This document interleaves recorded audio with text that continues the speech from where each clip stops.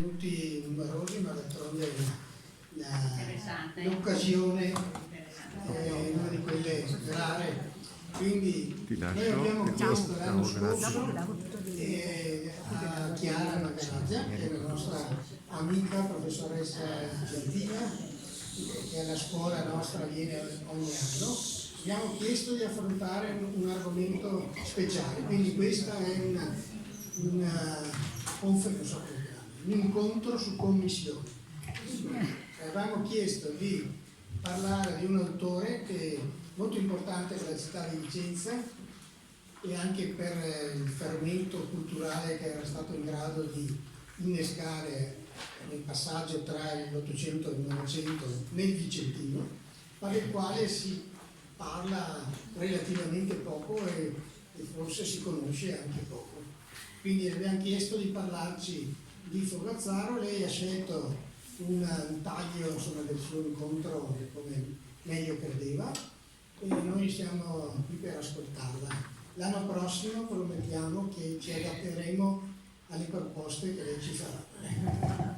Quindi grazie, adesso ascoltiamo. Lei non è da sola, la signora Baghin, Laura, che farà da lettrice, e quindi sarà un incontro, tecnologia permettendo, discreto, spero. Discreto per colpa nostra. La tecnologia.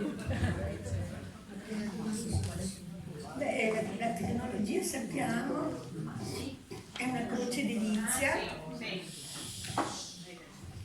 e quindi ogni volta che ci sono di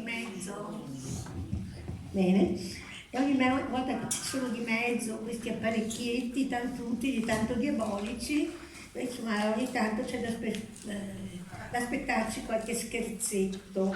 Ecco.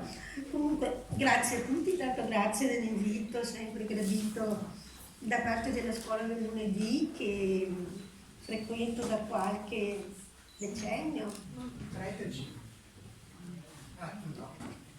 Però una ventina sì.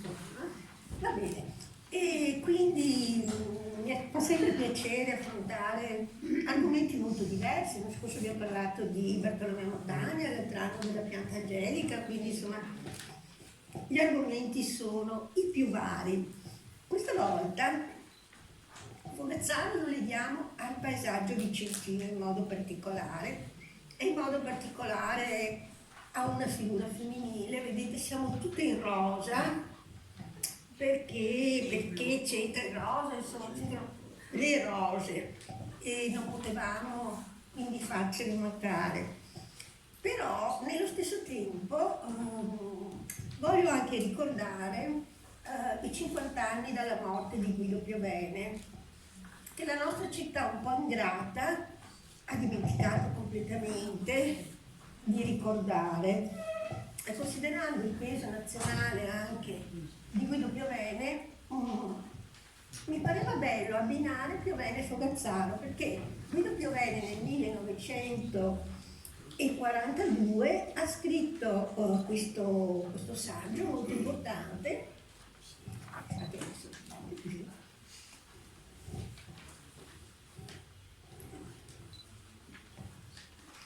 Avevamo cantato Vittoria, questo è neanche questo. Hanno raggiunto attori. Scusate,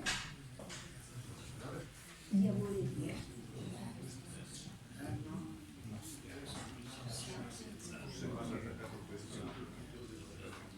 Prima funzionava.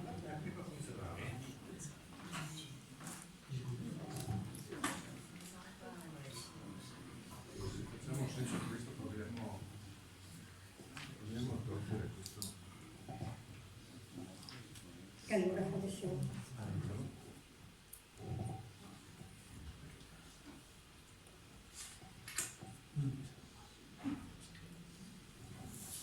Vediamo.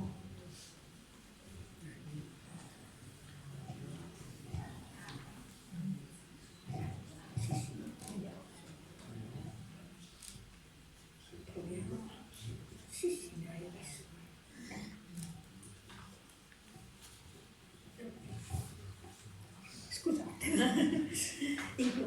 abbiamo detto sono lo scherzetto del diavoletto tecnologico. Va bene, allora stavo dicendo appunto dei 50 anni dalla morte di Guido Piovene che nel 1942 scrive un saggio che è rimasto peraltro storico, intitolato Fogazzaro e il paesaggio vicentino, pubblicato sulla rivista Letture. E diciamo che molte delle successive interpretazioni non possono fare a meno di questa escursione, di questi commenti soprattutto legati a Piovene, che poi per via di matrimonio era pure imparentato con i Valmarana, con i Roi, eccetera. Ecco, e poi ci sarà, se mi permetterete, una chiosetta finale che chi mi conosce un po', vabbè, visto che oggi è il 24 di marzo, potrebbe pure intuire. Ma cominciamo, ecco, ogni nostro capitoletto sarà scandito. No, non sto bene più.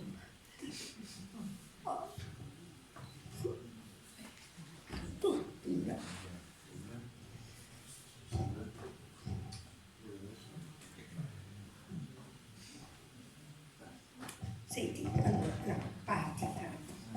È buona cosa tenere un pubblico paziente come voi. Grazie. Io di solito mi porto il mio computer perché con quello ho molta familiarità. Spero. Mentre ci si occupa di tecnologia, vi leggo. La città di Vicenza, nel suo aspetto esteriore, mi diede poche ispirazioni. Forse solo una pagina di Piccolo mondo moderno, dove si parla della piazza, della torre, della basilica. Nemmeno Palladio forse fu molto caro a Fogazzaro. Non si sente. È la giornata in cui la tecnologia ci vuole tanto bene. Allora, adesso si sente là in fondo? La città di Vicenza, nel suo aspetto esteriore, gli diede poche ispirazioni. Forse solo una pagina di Piccolo mondo moderno, dove si parla della piazza, della torre, della basilica. Nemmeno Palladio forse fu molto caro a Fogazzaro, il cui gusto tendeva piuttosto al prima e al dopo, al gotico e al Settecento. D'Annunzio vide Vicenza, come dice un sonetto, città del silenzio, tutta adunata intorno al teatro olimpico. Ma se questo vale per il paesaggio esteriore, l'anima della città orgogliosa e dialettale, il melodramma così in voga del pettegolezzo, un popolo buffonesco che si accomodava agli umori dei propri padroni, le lotte politiche per un seggio in consiglio comunale come se si decidessero in esse le sorti della patria, e le bellezze femminili, i cui profumi, le cui rose, i cui veli, le cui complicazioni e controversie di cuore erano celebri tra Vicenza e Arsiero. Tutto questo è passato nei libri di Fogazzaro. Allora, Antonio Fogazzaro nasce a Vicenza il 25 marzo 1842, quindi buon compleanno Antonio, che domani compieresti 183 anni, una bella età. E nasce proprio nel cuore di Vicenza, in quel palazzo, nel corso che oggi a lui è dedicato, nel corso Fogazzaro 111, padre Mariano, industriale tessile, possidente terriero, e Maria Barrera, agiata famiglia anch'essa, una famiglia senz'altro benestante. Venezia e il Veneto sono ancora territorio del Lombardo-Veneto austriaco, ma la famiglia Fogazzaro non ha mai avuto e non avrà mai simpatie austriacanti, anzi aderisce alle correnti liberal moderate.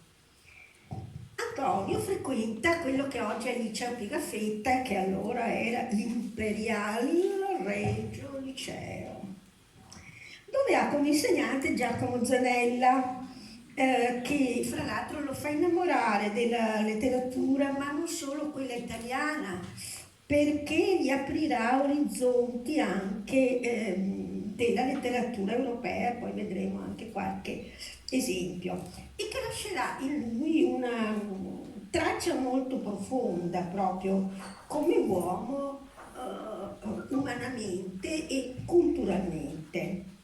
Quindi è una formazione cittadina, anche se, come abbiamo visto già a Piovene, non è una città che nomina molto spesso nei suoi romanzi, e un ruolo estremamente importante nella sua giovinezza è rivestito dallo zio Don Giuseppe, fratello del padre Mariano, patriota convinto, protagonista dei Notti del 1848, che hanno portato, sappiamo, alla primavera di Vicenza, questa gloriosa liberazione dagli austriaci.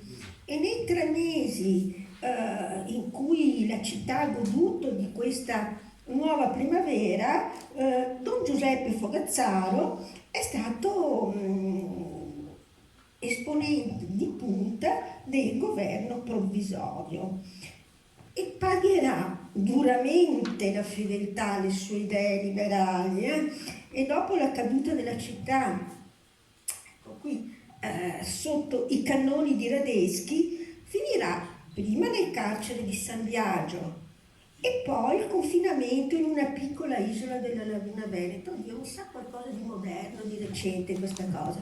E fra l'altro perde la cattedra che aveva in seminario di filosofia teoretica.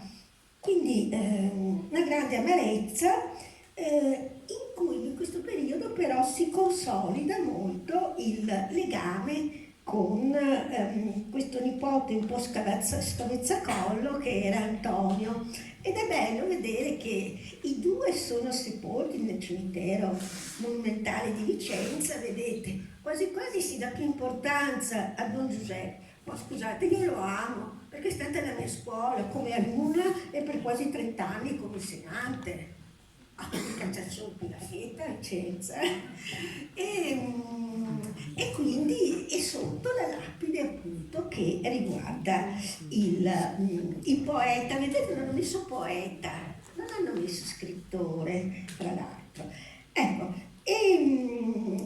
quindi questi legami molto importanti che si creano fra zio e nipote, e particolarmente per Antonio la figura dello zio rappresenta la coerenza, rappresenta il rigore, che però è un rigore morale che si nasconde sotto una granitica mitezza, il meglio che si può immaginare secondo me.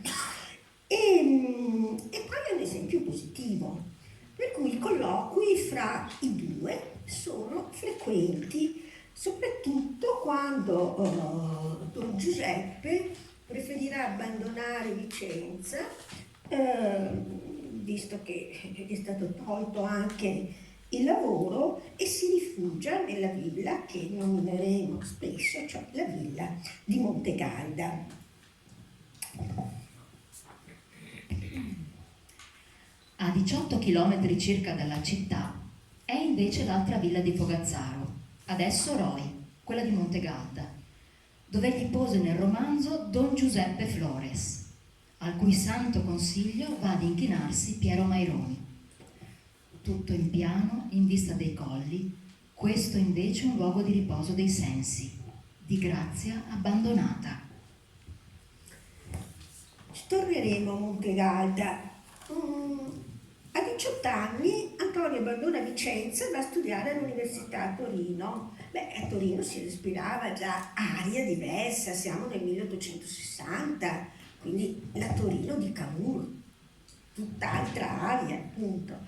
E siamo nel 1860, si è appena conclusa la seconda guerra di indipendenza e si è conclusa la spedizione di Mille. La lettera a cui faremo riferimento è del dicembre del 60, quindi solo 3 mesi prima che venisse proclamato il Regno d'Italia. Quindi qua il nostro giovanotto inquieto, diciottenne, si infiamma di idee patriottiche, partecipa alle manifestazioni in prima fila e ne abbiamo proprio un vivace documento in una lettera che scrive proprio allo zio Giuseppe, che era ancora emarginato, e sembra proprio un ragazzo dei nostri giorni, perché colpisce quello stile colloquiale, confidenziale, vivace, antiretorico e racconta una sua giornata che oggi diremo di sciopero nel dicembre 1860 in questa Torino così piena di effervescenza.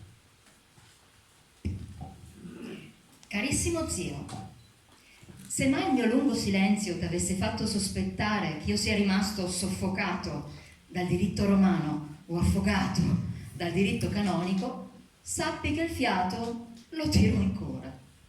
Studi? Mi viene l'oppressione di respiro, appunto perché non so più cosa siano. Quello che faccio io lo potrebbe fare l'asino più orecchiuto se le sue zampe sapessero scrivere. A scuola il professore detta, si scrive. Poi un altro ancora, si scrive sempre, parola per parola, con una rapidità da stenografi, senza tenere a mente un iota. Poi si portano gli scartafacci a casa e lì dacci a copiare tutta quella roba. Non ho badato se la Gazzetta di Venezia si sia fatta eco del soverchio rumore levato dalla nostra stampa a proposito della rivoluzione degli studenti. Il tumulto nacque per un decreto che fissava gli esami a novembre. Nei primi giorni le dimostrazioni furono alquanto turbolente. Nessuno andò a scuola. Invece si stava nel cortile a far baccano e il questore, venuto in nome della legge, fu cacciato via in malo modo. Puoi pensare che confusione. Non ho il coraggio di rileggere questa lettera per vedere se avesse dimenticato qualche cosa.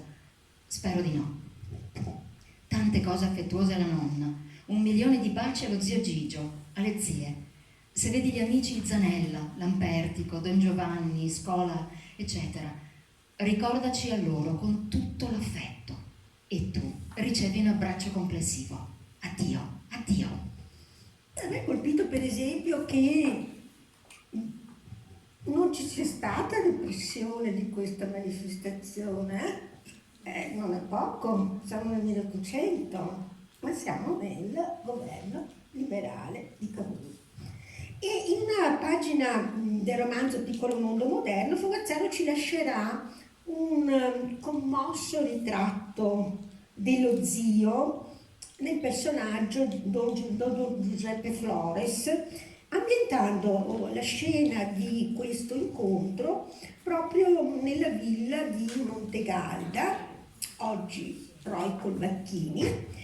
E tra l'altro lo zio in questi anni difficili di esilio aveva fra l'altro disegnato lui questo meraviglioso giardino romantico, proprio di stile romantico, e aveva anche costruito una torretta per le osservazioni astronomiche, perché anche l'astronomia era una delle sue passioni.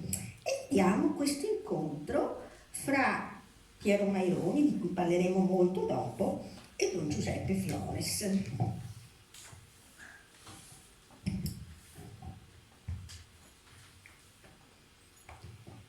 Per uno di questi sentieri, Piero scorse calare il vecchio prete che cercava, Don Giuseppe Flores, l'ultimo della famiglia, il solo signore della villa deserta del Poggio, dei Bassi Prati, dove nel gran silenzio del mezzogiorno gorgogliavano tacchini, schiamazzavano anitre e oche. Don Giuseppe scendeva passo passo, leggendo, non curando le radi fine goccioline di pioggia. Quando alzò gli occhi dal libro, Maironi salutò accelerando il passo. Sulle prime, il vecchio non lo riconobbe. Poi emise un lieto, scese con vivacità giovanile a braccia aperte, il cappello in una mano e il libro nell'altra, tutto lucente in viso di sorpresa e di piacere. Era un nobile viso, dove le linee maschi delle ossa inferiori e il grande arco del naso compievano degnamente, per così dire, l'alta parola della fronte ampia, solenne, e gli occhi scuri, vivi, dolci austeramente, pronti a colorarsi di ogni baleno, di ogni fiamma, di ogni ombra dello spirito, dicevano la calda purezza interna, la soavità e recondita di quella parola maestosa. E così, permettetemi, questo è il busto di Don Giuseppe Fogazzaro, all'ingresso dell'istituto magistrale. Personaggio, insomma, quando si dice Fogazzaro tutti pensano ad Antonio Fogazzaro. Don Giuseppe meriterebbe molto e molto di più dalla sua città, anche perché appena Vicenza e il Veneto sono entrate a far parte del Regno d'Italia nel 1866, la prima cosa che ha fatto è stata istituire una scuola dove si potessero formare le maestre che hanno alfabetizzato tutta la provincia di Vicenza, e io continuo a dirlo. La prima cosa realizzata a Vicenza dopo appunto che è diventata italiana, e mi pare una gran cosa perché gran parte l'ha finanziata anche con i suoi soldi, quindi anche come opera proprio pedagogica, educativa, sociale. La figura di Don Giuseppe andrebbe prima di tutto conosciuta, e non solo perché lo zio di Antonio Fogazzaro.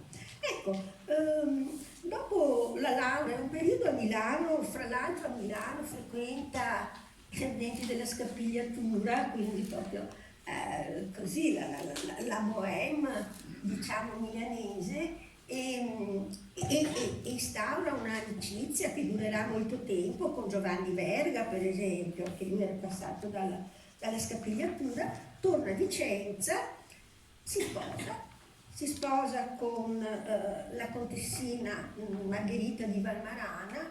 Qui vediamo un po' della famiglia Fogazzaro, ecco lì, Fogazzaro, Margherita, e poi vediamo i figli.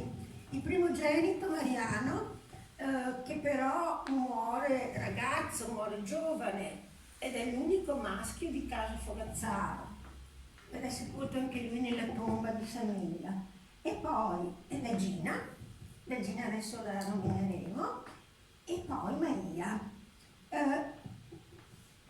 La Gina sposa Giuseppe Roi, e siccome la famiglia Fogazzaro non aveva eredi maschi, ecco che tutte le proprietà passano ai Roi, ecco perché troviamo sempre questo abbinamento Fogazzaro-Roi, che è arrivato fino ai nostri giorni con Boso Roi, che poi ha lasciato, vabbè, casomai ne accenniamo.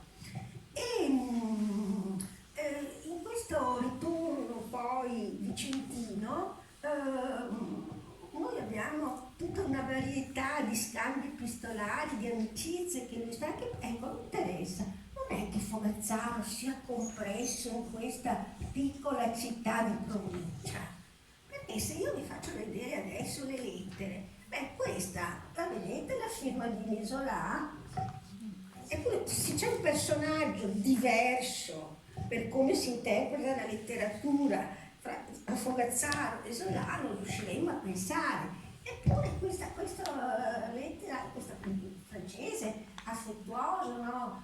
Con i miei ringraziamenti dei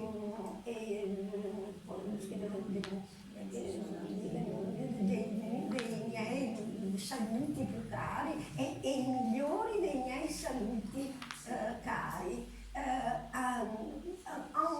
dopo essere tornato quindi proprio in Isola. Ma quello che a me ha sconvolto di più invece è stato Marinetti, che propone a Fogazzaro di leggere il manifesto del futurismo. Cioè, Marinetti, che con tanta gentilezza maestro lo chiama 2 volte, maestro, e lo invita a leggere il manifesto dei futuristi. Ecco, questo è Fogazzaro, con questo orizzonte amplissimo, con personaggi opposti rispetto a lui, no? E poi arriva la nomina di Umberto I, che lo nomina senatore del Regno. Senatore del Regno, facile dirlo, certo il Senato era di nomina leggia, però attenzione, siamo nel 1900 e nel 1900 è ancora in vigore il non expedit, il documento che risale ancora a Pio IX, che proibiva ai cattolici la partecipazione alla politica nazionale. Pena la scomunica. Questo è pesante, magari fosse finita qui. E naturalmente Fogazzaro avverte questo disagio, lui fra l'altro è favorevole decisamente alla separazione degli ambiti tra Stato e Chiesa, così come era stato Manzoni fra l'altro. Piccola parentesi, forse nell'incontro che abbiamo letto prima di Montegarda, per uno di questi sentieri Don Giuseppe col libro in mano che poi apre qualche reminiscenza manzoniana, la sentiamo bene, allora anche Fogazzaro è per questa netta separazione e molte delle sue idee, lui le scrive anche, ma le mette anche in bocca ai suoi personaggi. Per esempio Daniele Cortis ci dice così: una monarchia forte e profondamente rispettosa del sentimento religioso che dovrà favorire una trasformazione sociale, tenendo come modello l'insegnamento cristiano, con ideali ben diversi da quelli di maggioranze egoiste, avide di godimento, che minacciano col dispotismo le libertà moderne.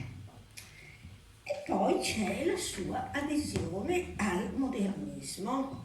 Il modernismo è questa corrente teologica, religiosa, che auspica l'avvento di una Chiesa meno dogmatica. Addirittura alcuni teorici del modernismo, perché il modernismo non è solo italiano, anche francesi per esempio, propendono per una eliminazione dei dogmi, perché non sono presenti nei testi evangelici. I testi evangelici non si parla di dogmi, detta così. E poi si apre alle innovazioni. E tra l'altro c'è una bella pagina di Fogazzaro in cui lui parla dell'evoluzione. E siamo all'inizio del Novecento, quindi e poi rifarsi al pensiero filosofico di un grande pensatore cristiano, prete fra l'altro, che ha influenzato molto poi la teologia successiva, Antonio Rosmini, che a sua volta era stato messo da parte. Ecco, questo è lo spessore. E come è intervenuta la Chiesa nei riguardi del modernismo, con l'enciclica Pascendi, 1907, che condanna il modernismo come eresia. E gli ultimi due romanzi di Fogazzaro, Il Santo e Leila, sono messi all'indice e ci resteranno finché l'indice viene abolito, cioè con il Concilio Vaticano II. E certo, in un animo così sensibile e tormentato, il paesaggio e la natura diventano temi prediletti, perché è proprio lì che in qualche modo riversa i propri sentimenti e li sfuma in mille tonalità morbide, quasi musicali o inquietanti. Ed è il luogo, insomma, è l'ambiente, proprio la natura, in cui cerca sollievo e conforto nei momenti di crisi. In particolare sono due i poli paesaggistici di Fogazzaro.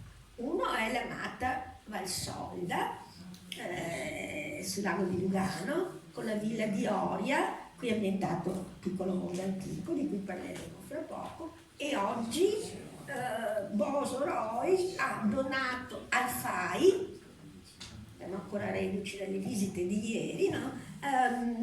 Questa villa che adesso è tutelata e protetta appunto dal Fondo per l'Ambiente italiano.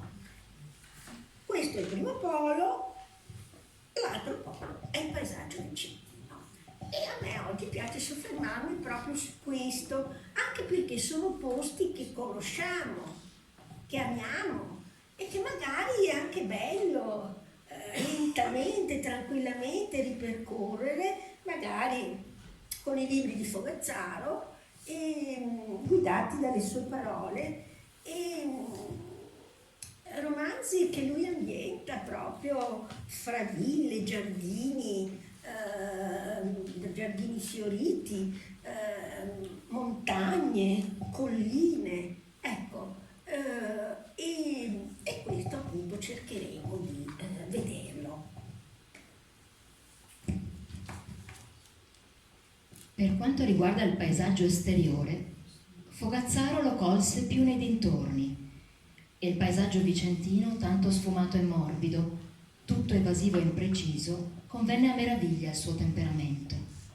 In tutta la provincia, sulle pendici dei Berici, sui margini delle colline che si increspano tra la città e le prime montagne, ai piedi delle prealpi, tra i boschetti e le vigne, i signori del luogo hanno disteso una rete di ville e giardini.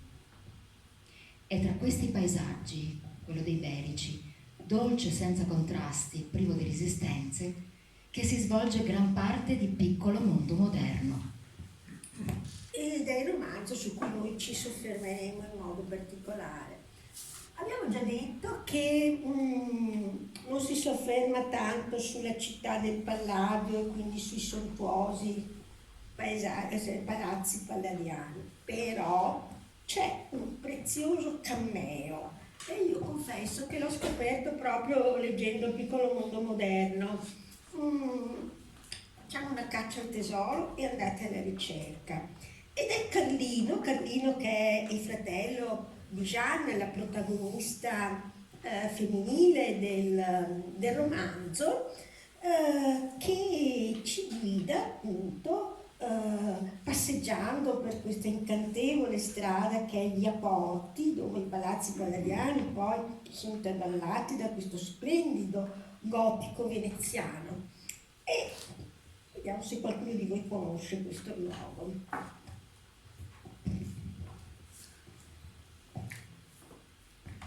Porta dei sogni, incominciò Carlino con quel suo nervoso accento toscano che agli orecchi veneti suonava già singolare e magico. Porta delle Sfingi, Janua Clara, apparisci! Le lampade si spensero, tremò sul quadrato luminoso e vi si formò l'immagine di una elegantissima porta fine 400.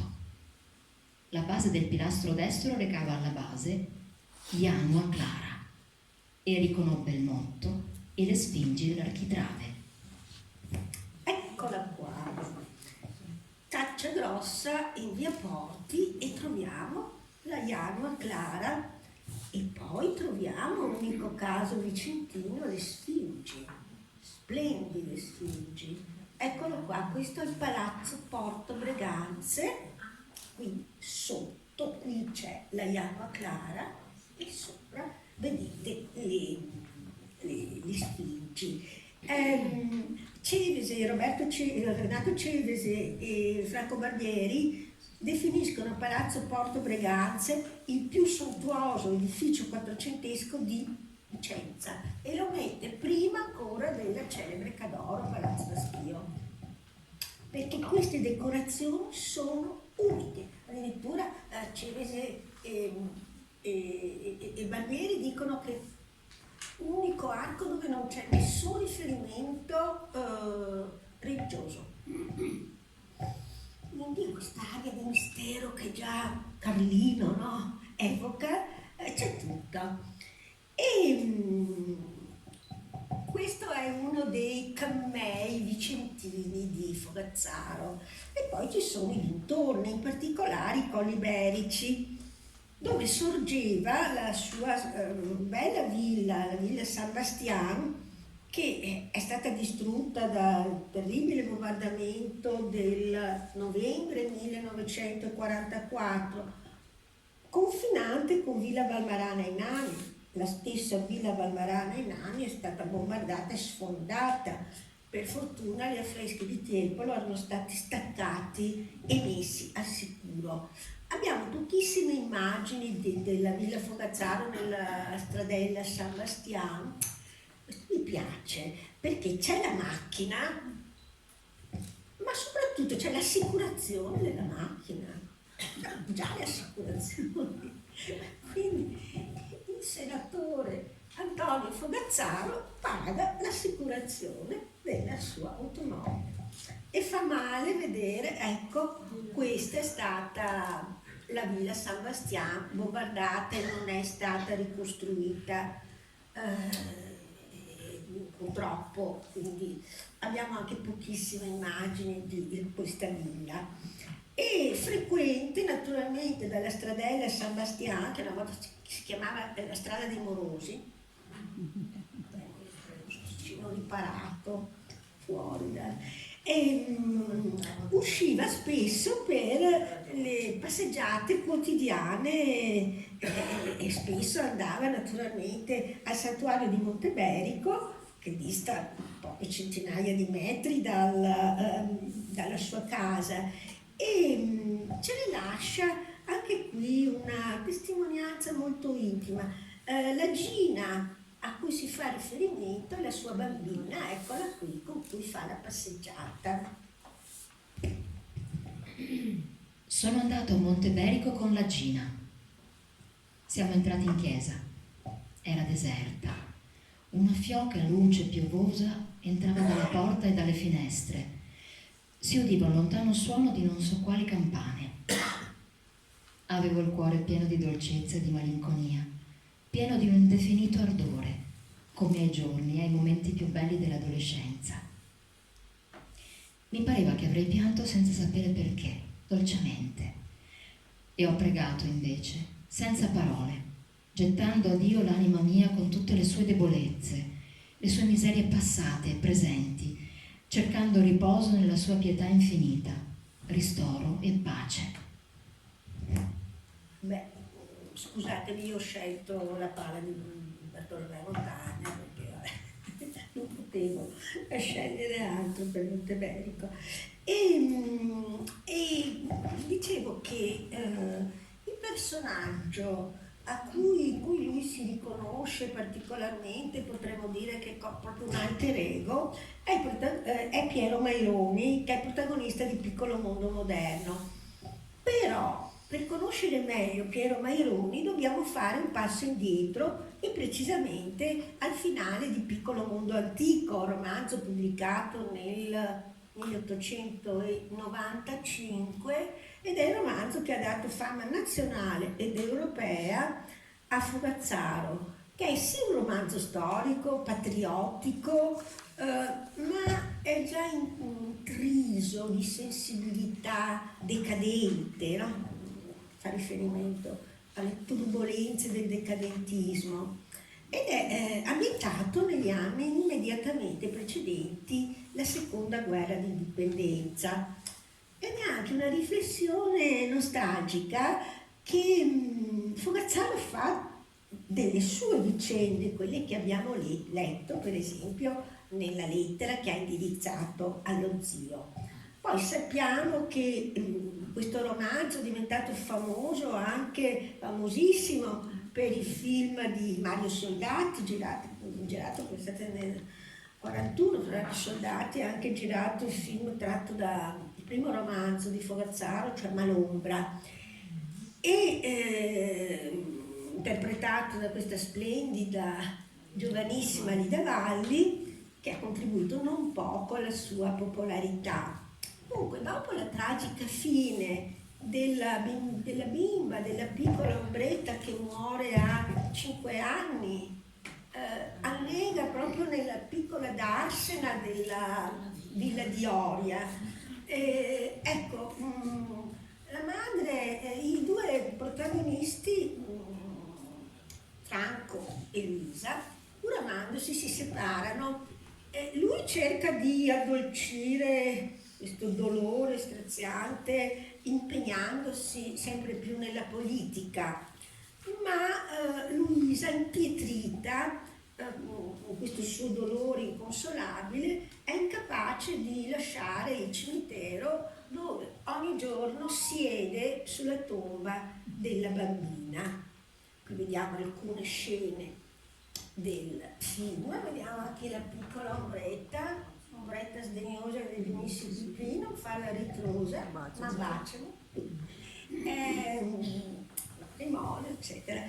Ecco, si ritroveranno i due coniugi per poche ore all'Isola Bella sul Lago Maggiore, alla vigilia della partenza di Franco, che si arruola volontario nella guerra del 1859, mentre fuori si grida viva l'Italia e si canta poi addio mia bella addio. E leggiamo questi che sono proprio, tra l'altro, le ultime pagine di Piccolo Mondo Moderno, Piccolo Mondo Antico, scusate. Luisa, diss'egli severo, quasi impetuoso, mi lascerai partire così? Sai cosa vuol dire per me di morire io, quando posso ben morire per il mio paese, morir bene per il mio paese? Ella gli si gettò tra le braccia.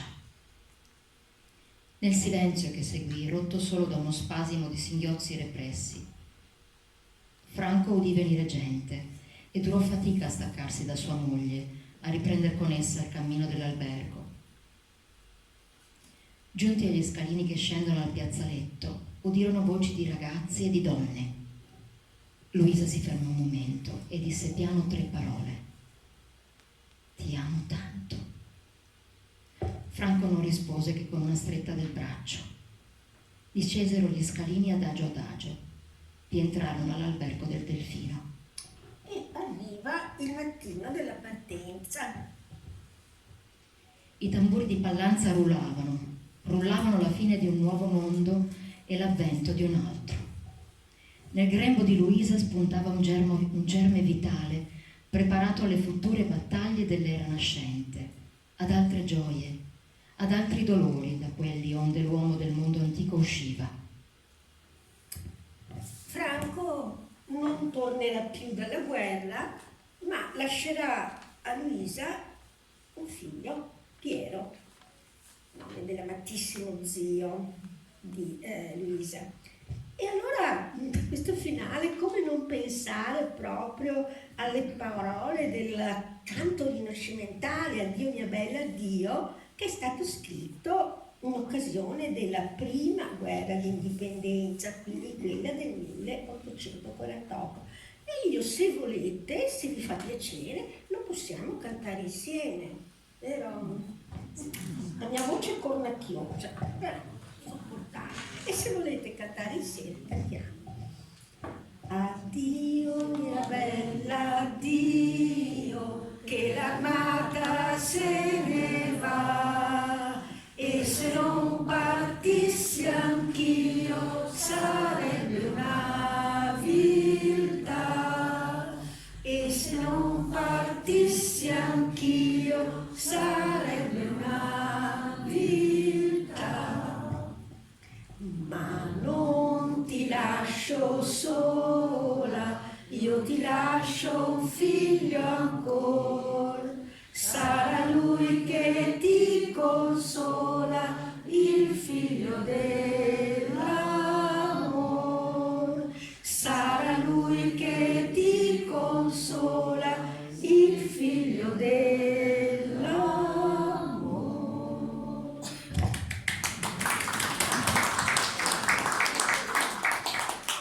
E il figlio dell'amore, appunto, è Piero. Quindi il protagonista di Piccolo Mondo Moderno, romanzo pubblicato nel 1901. E vi dicevo che in questo personaggio c'è molto di Antonio Fogazzaro, c'è l'impegno in politica, le delusioni, i suoi conflitti religiosi, umani, sentimentali. sempre in bilico fra la fedeltà alla moglie malata di mente ricoverata, Jane Eyre, Charlotte Bronte, le povere pazze rinchiuse, l'insegnamento del maestro Zanella. E l'attrazione invece per questa affascinante, sensuale, laica Jeanne de Sales, che fra l'altro è ispirata a un'amica di Fogazzaro, sua amica Iole Biagini Moschini. Non chiedetemi che amicizia fosse perché non ve lo so dire, e lasciamo in sospeso che canto bello così. Quindi Jeanne, separata dopo un infelice matrimonio, ecco la vediamo, possiamo anche vederla così, che è la locandina che ho scelto, no? E qui la prima edizione molto Liberty di Piccolo Mondo Moderno. Ecco, queste contraddizioni profonde fra sentimento amoroso, sessualità, sempre con quella sfumatura di ambiguità e di morbosità che è tutta fogazzariana.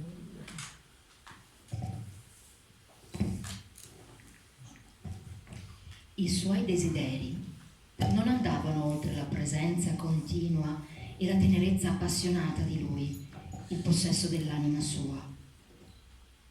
La libertà, i momenti in cui preferisce il silenzio e la parola, di cingergli con le braccia al collo, di posargli la fronte sulla spalla.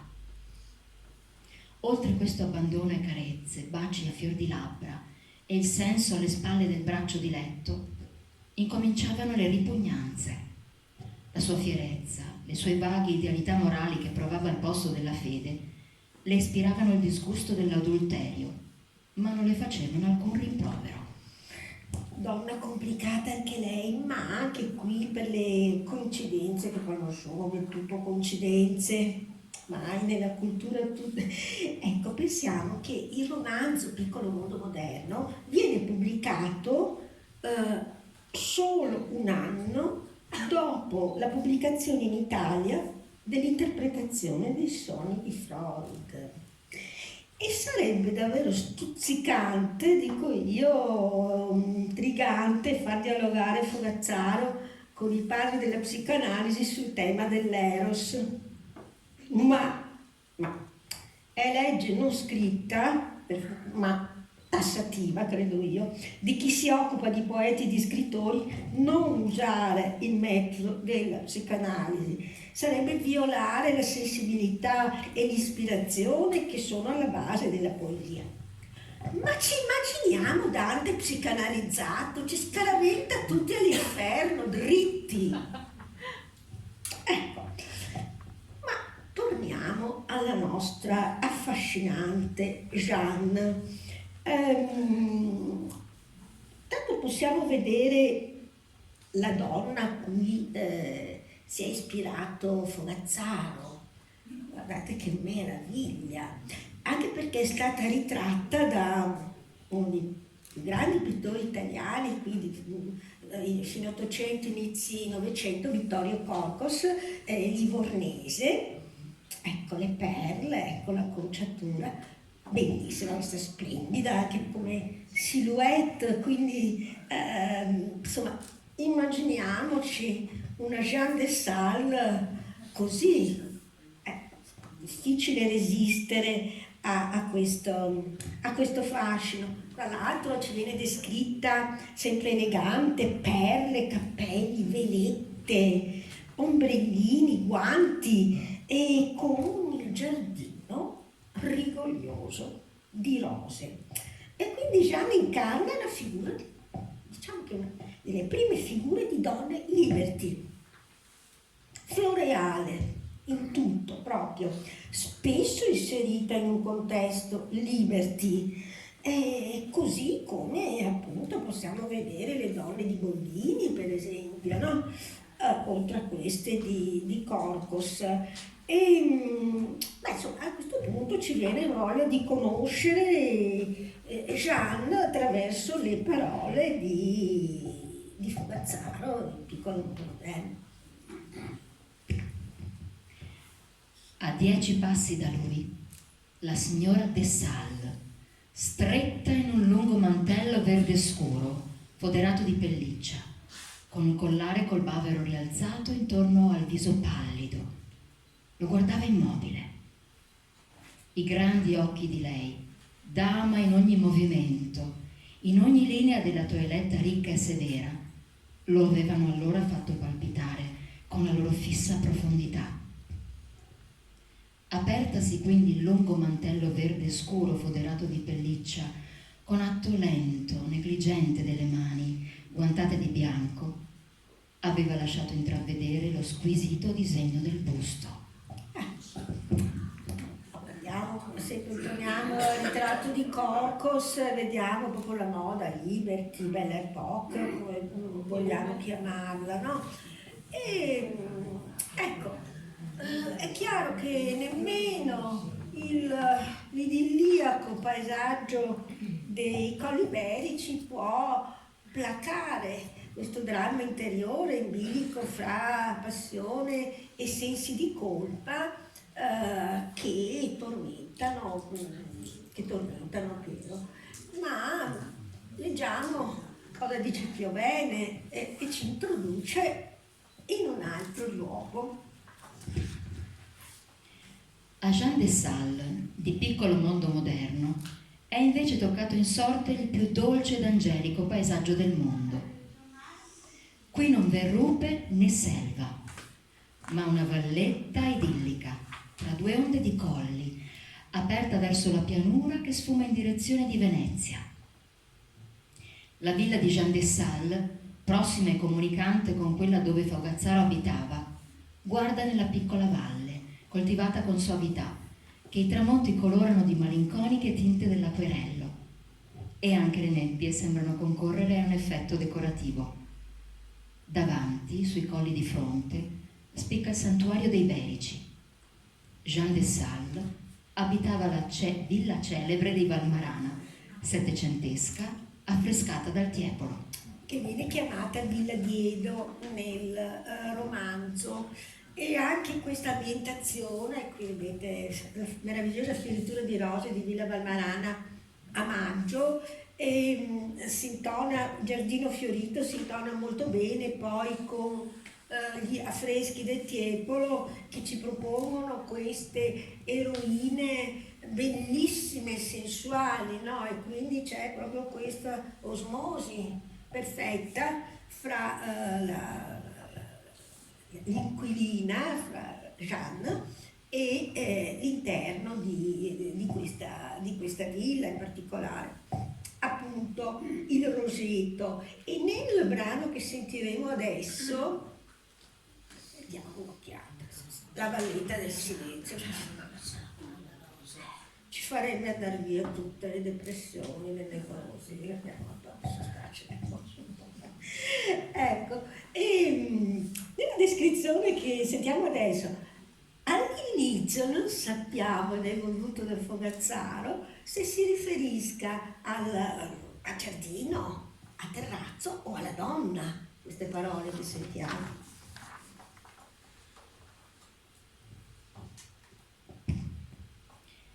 Era magnifica nel chiaro di luna, la terrazza di marmo bianco, protesa dal piano signorile della villa, porgente lo scalone al giardino, sommersa la balaustrata nel furioso assalto del roseto, in una scarmigliata pompa di fogliame denso, di grandi occhi carnei, di lunghe fronde, mobili ai fiati vagabondi della notte. Era magnifica con il suo arco di bellezza in giro alle tre fronti, via dagli umili oscuri piani del settentrione al radiante chiarore del cielo sopra la città illuminata, al dorso dell'altura stretto fra due carpinate lunghe, ai campi arati dormienti nella valletta del mezzogiorno, sotto la luna. Ed è proprio la carpinata traboccante di rose il luogo dove avviene questo bacio appassionato. due protagonisti. Qui, ecco, vi faccio vedere questa immagine di Boldini perché si dona bene e anche con il brano che sentiamo adesso. Trovò socchiusa la porta del giardino. Entrò sotto la folta carpinata di sinistra, cui luceva in fondo un chiaror di ghiaia illuminata dalla luna. Da un lato della carpinata un'ombra nera scattò sul chiaror bianco.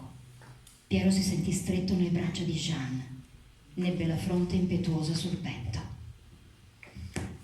Diamo un addio alle rose, anche queste sono dipinte, eccola qua.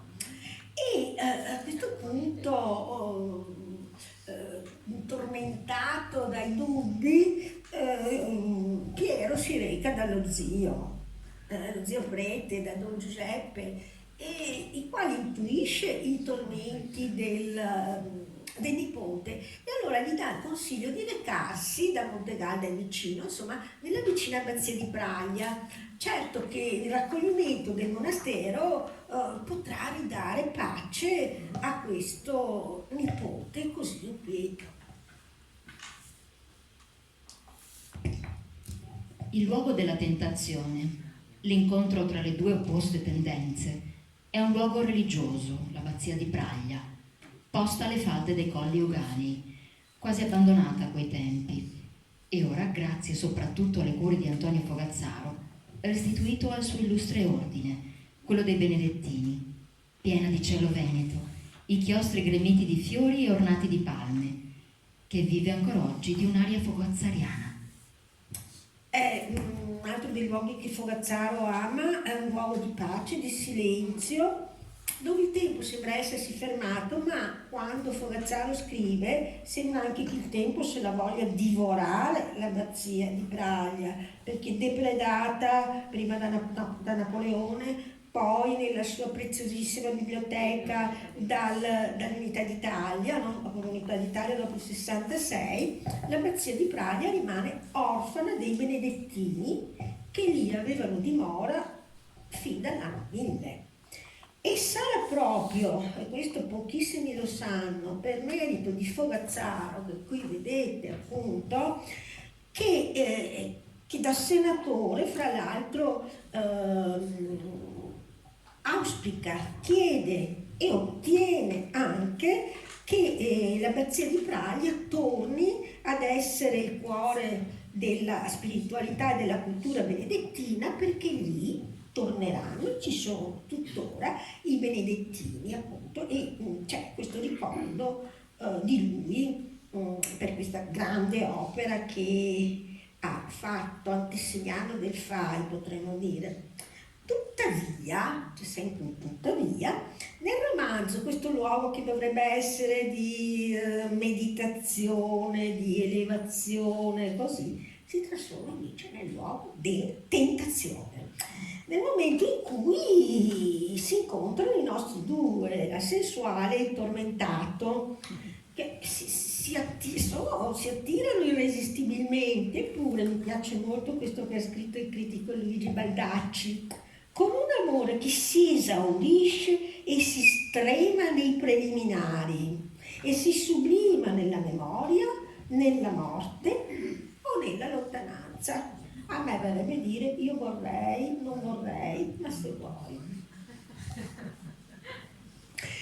E infatti adesso c'è un episodio che è famosissimo, uno dei più famosi del romanzo, e in cui fra l'altro ci gustiamo anche finché Laura legge le bellezze, proprio le foto le ho fatte seguendo quasi il passare del tempo cronologico, proprio il secondo quanto viene scritto da Fogazzaro.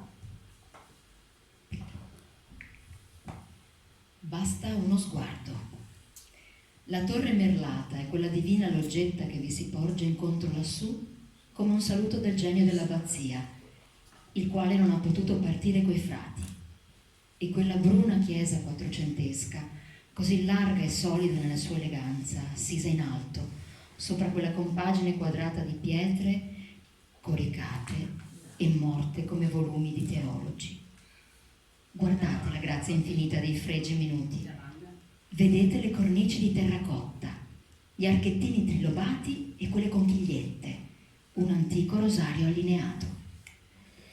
Questa è la loggetta e vedete che qui c'è la lapide dove ci sono queste parole di Antonio Fogazzaro dalla loggetta, fra l'altro bellissimo il giardino dei semplici, quindi questa specie di labirinto delle piante medicinali, officinali, che si trova proprio sotto alla loggetta. E è crepuscolo e poi lo vedremo anche nelle immagini, e c'è già una stella che brilla dalla loggetta presso il refettorio che è aperto sui colli.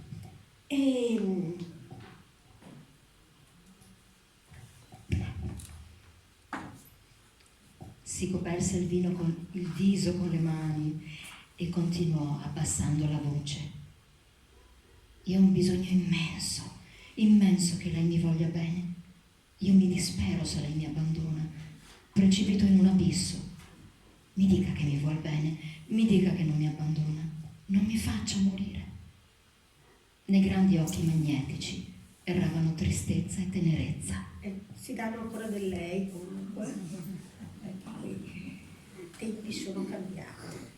Ecco, qui vedete il crepuscolo, chiostro pensile di Braglia, e poi ho beccato anche la luna e anche questi archetti di cui si parlava prima a forma di conchiglie, ecco lì che si vedono proprio di lato alla loggetta. Ma è il momento di cambiare paesaggio, siamo quasi alla fine dei nostri paesaggi vicentini, però questo è molto importante e molto conosciuto da noi. Resisti?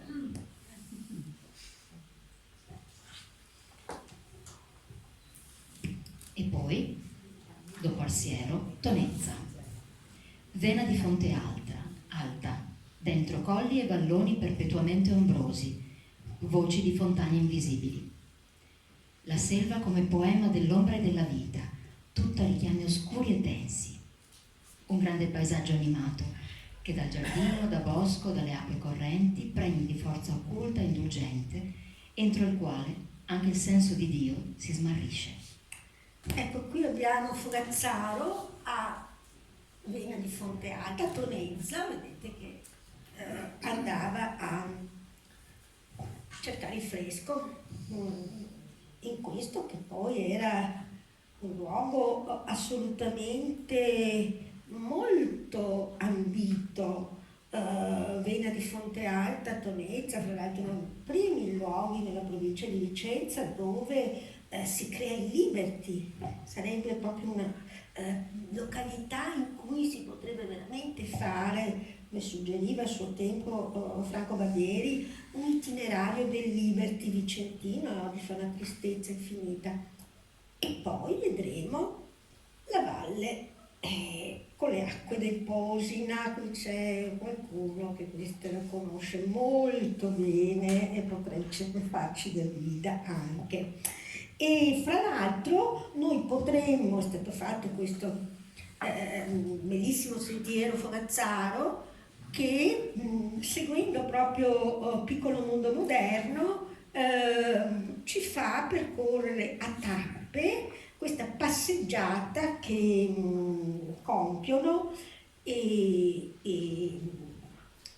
così proprio potremmo dire in modo capillare i nostri due, e partendo, ecco il villino dei Faggi, quello che era la scuola alberghiera, piccolo gioiello Liberty, adesso è in queste condizioni, e ho scoperto che 3 anni fa, nel 22, colui colui che ha denunciato la rovina di questo luogo, auspicandone la rinascita e il restauro.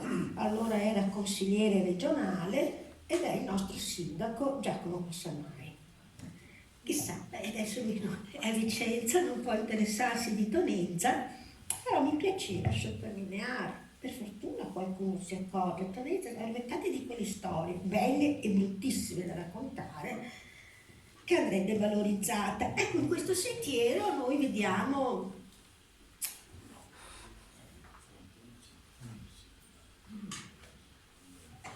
appunto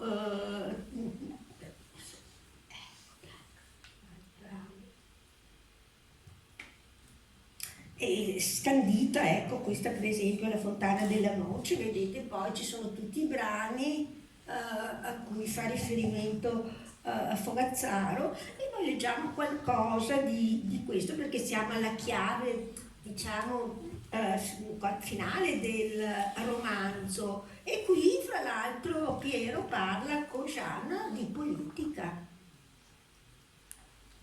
E appunto sarà il primo passo, sta raccontando dei suoi progetti futuri, per servire la mia opinione di giustizia, per diventare in tutto l'uomo che l'anima grande, unica di mia madre, deve aver desiderato per me. Mia madre sarebbe felice di vedermi abbandonare una classe sociale dove non si vuol saperne della giustizia eterna, per non sentirsene obbligati a sacrifici duri. e intanto la passeggiata prosegue. Un velo era sceso sullo smeraldo dei prati.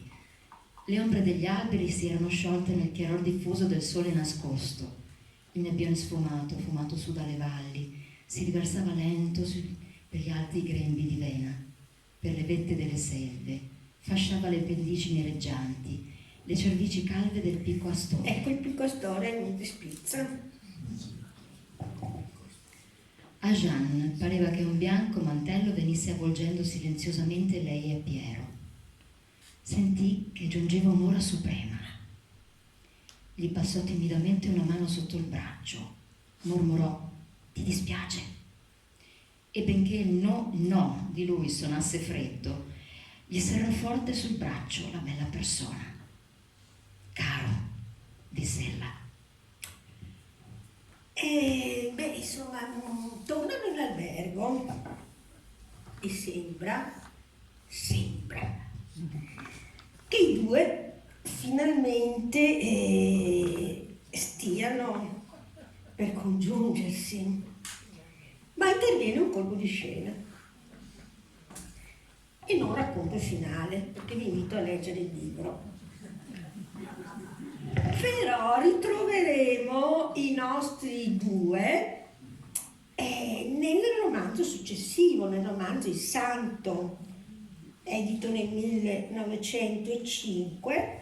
Qui siamo lontano dai paesaggi veneti raffinati. Ritroveremo Piero, alcuni anni dopo, che si allontana dal consorzio umano dopo la morte della moglie.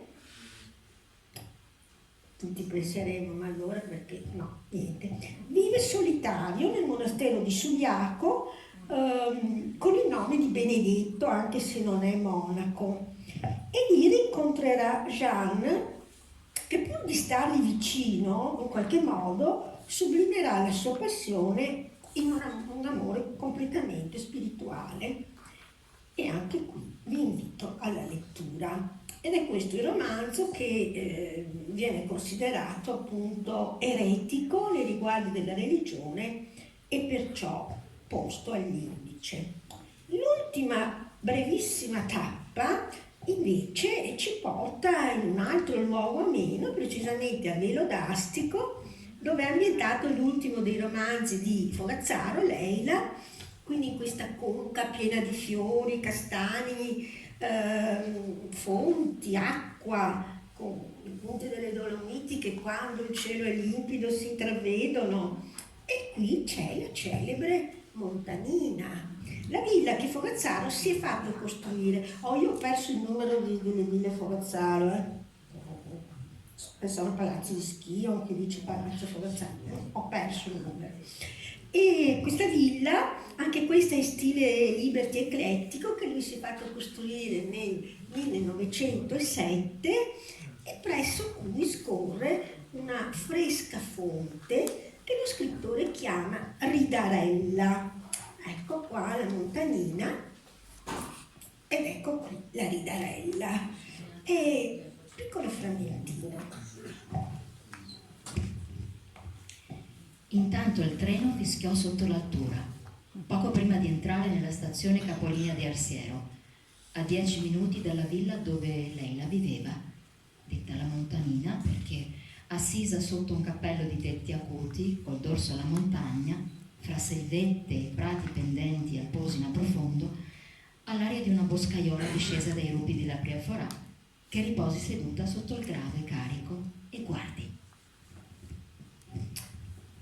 Ecco, è stato detto, verificato, che dopo i Promessi Sposi di Alessandro Manzoni, Piccolo Mondo Antico e i romanzi di Fogazzaro siano stati più popolari della letteratura italiana fra fine Ottocento e inizio Novecento. A questo hanno contribuito le tante trasposizioni cinematografiche e televisive che in fondo ne sono una prova. Allora, in conclusione, volevo proprio esprimere la mia speranza che a qualcuno venga voglia di riprendere in mano Fogazzaro, proprio vedendolo in queste interessanti sfumature che ha cercato di delineare, rileggerlo, amarlo, e sarebbe certamente il modo più bello per ricordarlo, ma anche perché c'è la possibilità adesso di percorrere i sentieri Fogazzaro, quello lungo 80 km che da Monte Galda, mica si vuole farlo tutto a piedi, insomma, per carità, ci porta a Tonezza del Cimone ed è segnato, ed è tutto segnato, e riscoprirlo, ecco, percorrerlo, leggerlo, e così riusciremo anche a percorrere e a godere intimamente e a contemplare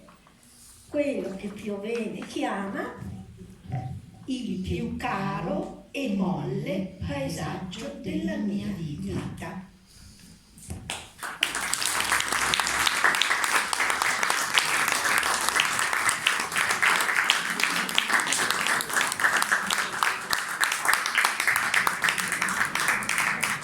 Voi sperate che sia finita?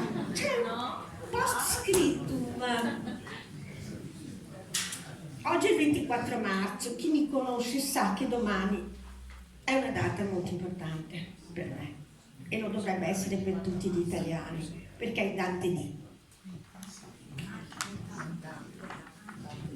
Noi ci distribuiamo a Vicenza per non far niente e a me dispiace perché l'ho sempre fatto negli anni precedenti e allora però un frammentino, permettetemelo, che c'entra con Fogazzaro, perché vi voglio leggere alcune righe che Fogazzaro scrive di Dante, perché Fogazzaro amava Dante e fra l'altro è stato uno dei primi che ha parlato e ha studiato e ha scritto sul paradiso di Dante, quando tutti naturalmente si occupano di inferno.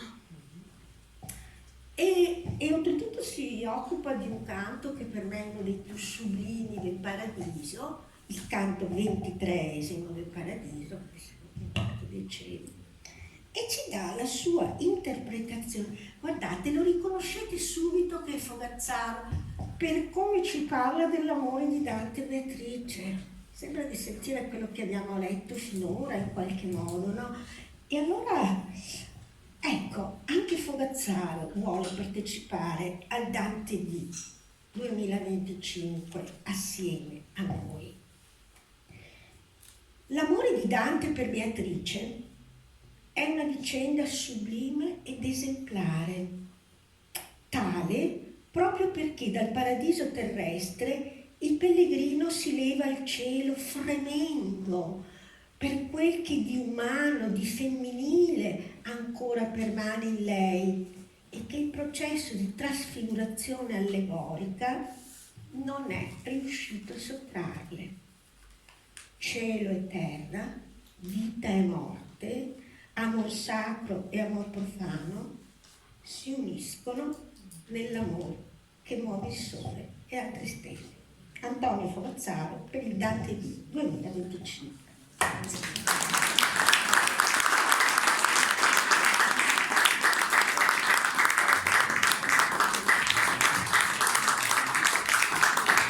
Cosa sarebbe stato senza la voce di Laura?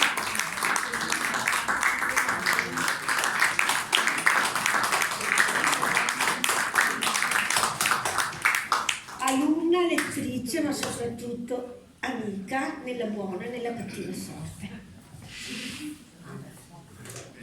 Se c'è qualche curiosità, se avete ancora un po' di fiato.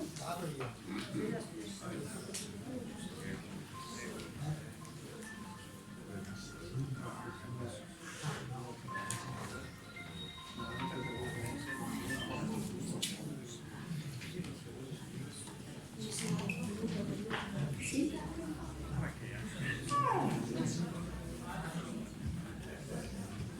Adesso andate. Falso allarme.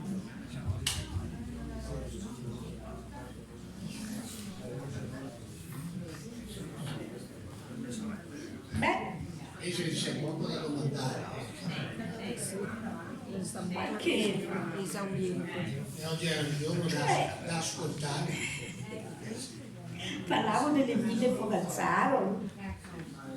Io, ripeto, io ho perso il conto. Partiamo da dove è nato Palazzo Fogazzaro, Inconscio Fogazzaro, no. Villa San Bastian, che non c'è più, Montegarda, e là ci siamo, Velodastico 2, il bis, Velodastico, Schio, Palazzo Fogazzaro si chiama, e poi io non so se avesse casa anche fuori territorio vicentino, perché ogni tanto quando passo vedo Villa Fogazzaro Roi, eccetera, e quindi vabbè, voglio dire che tutti questi luoghi oltretutto sono ben tenuti, visitabili, con meravigliosi giardini e quindi anche questo è uno stimolo per, questo l'aveva sottolineato bene, Piovene, le ville, i giardini, no? Ecco. Se poi ci mettiamo il Piovene, beh anche lì ville, beh, erano tanti rami di Piovene, ma certamente ville Piovene ne abbiamo tantissime, quella di Lugo, Piovene, Porto Godi, Oggiano, e chi più ne ha più, Palazzo Piovene, Corso Palladio, una volta ci hanno costruito quell'orrore di McDonald's lì, sopra c'è, ecco, una lapidetta stinta, illeggibile, senza inchiostro. Non costa mica tanto con un po' di inchiostro evidenziare che lì è nato un Piovene. Ci andrei io, se no ho paura della soprascala, insomma, troveremo senz'altro qualcuno che sarebbe disponibile a farlo. E anche Piovene è sepolto nel cimitero maggiore con la moglie Mimì Pavia, che l'ha scorazzato in tutta Italia per scrivere il suo capolavoro, insomma, che è il Viaggio in Italia, no? E ecco, il discorso così, che poi a me sta anche a cuore, sarebbe costruire un percorso dei vicentini illustri nel cimitero maggiore. perché veramente c'è un concentrato della vicentinità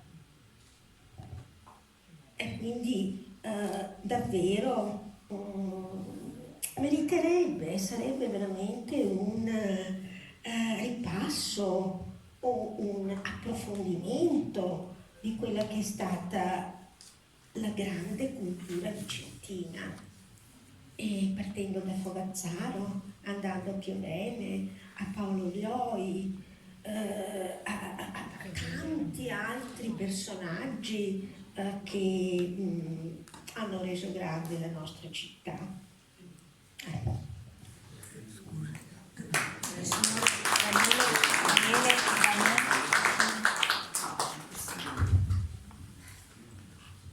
Scusi, vorrei riferirmi a Montegalda. Secondo lei è stata una semplice dimora di campagna per il Fogazzaro o è stata una fonte di ispirazione?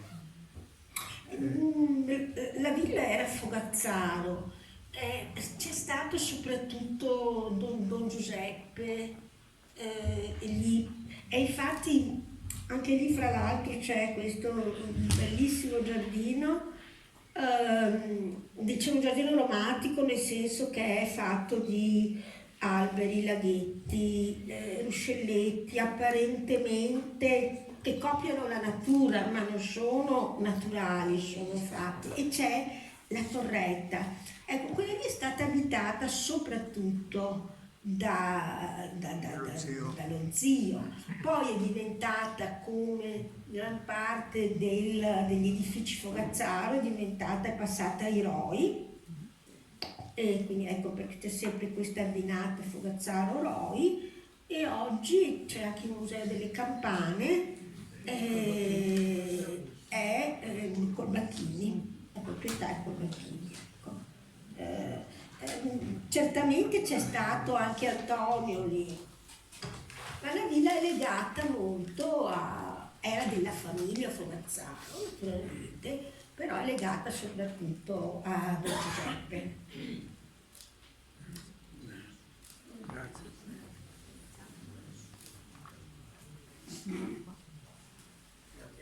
Che non vuole salutare. Ah no,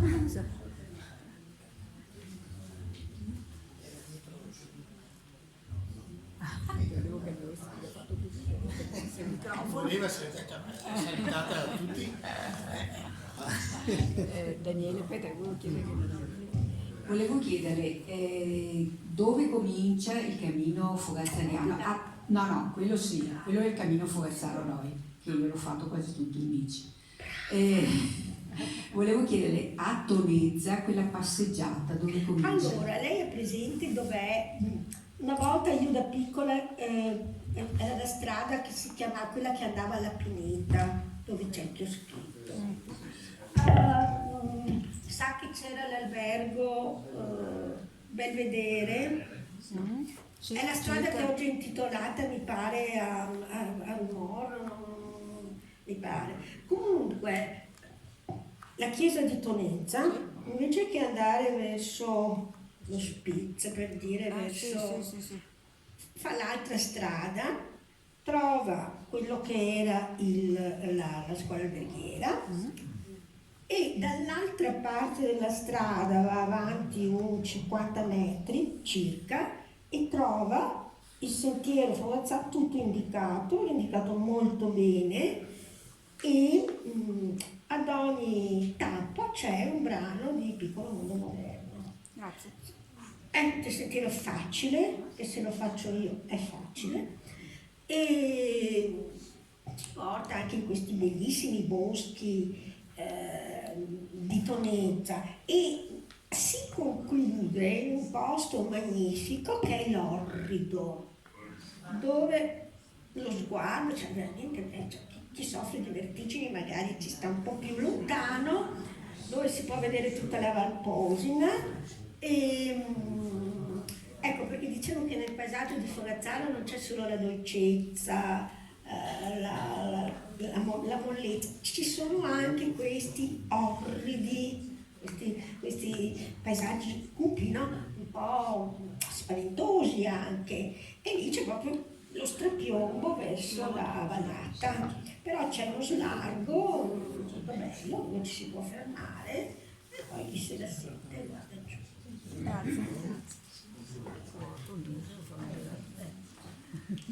Qui ho qualche foglietto, non sono tanti, però qualcuno del sentiero Fogazzaro Pescara, li vediamo.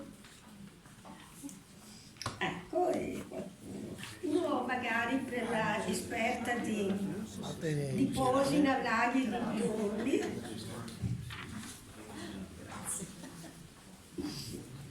Ci farà da guida, no?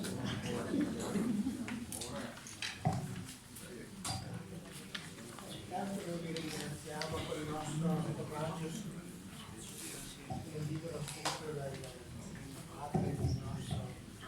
Grazie.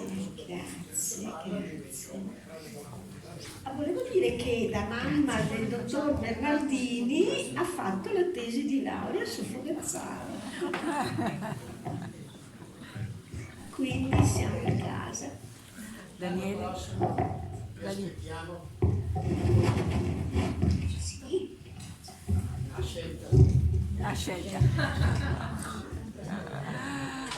È come il famoso tema libero, fa venire gente.